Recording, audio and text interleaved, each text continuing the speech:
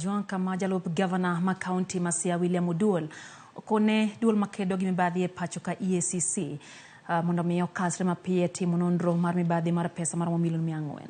Oduol kone ji moko mar mapar kod achiel olal kod omenda mar kaonti no ma Siaya. Jafo mar Wota Nyambaga tiere kod mathoth. I, CPA Dr. William Oduol. Bang' ne tonye nyimse net kidoro thiche oko kitude kod mibadhi mopoto. Jalup gavana ma Siaya William Oduol koro wuok tung' mosuo kod duol makedo kod mibadhi kod rango bidhruok EACC mondo tim nonro kadiemo wang'. Mibadhi moduol wacho maromo $400,000 lalgo kod Ongoke mag kaonti ma Siaya. Anti-Corruption Authority EACC nyowacho ni mibadhi ogedo Siaya ma $400,000 nyocho lal. Magiwacho ni rowere kod nyidendni 12 kotelnigi kod kijana miluongo ni Ksh400M kod jomoko 11. Tatemo mana ni mondo apar ni EACC ni wiwa pok owil.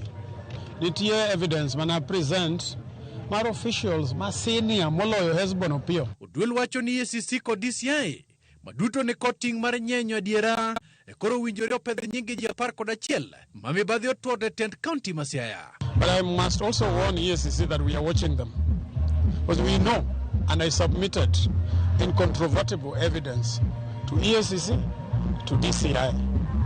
There are names of senior officials that were implicated with evidence.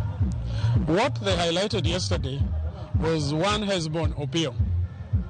I am waiting for the list, the names of the other 11 officials. There had better be senior people in finance. Tichabich mokalo report mar EACC ne olero ni nitiere mibadhi moro mar $400,000 e kama moko kuom jok machind mibadhi nomieno oting'o koda ka Ksh400M mane yudo chudo mar omenda mabuglang' maromo $18,980,830 ka chudo no pok oyangore ne marang'o. Oduol koni ogotho thurio mag mibadhi kalone duond bura mar ODM kotend kaonti ne otemo gwethe oko apisi kendo gisani to chung' gi chien mak mana ni ongecho wengene mar neno ni pesa mar jopiny tok ne chwe lwedo kod Ongoke mag mibadhi. ODM impeached me at the County Assembly of Siaya. ODM took me to the Senate to basically write my political obituary. And I was saved by the rest of the other government.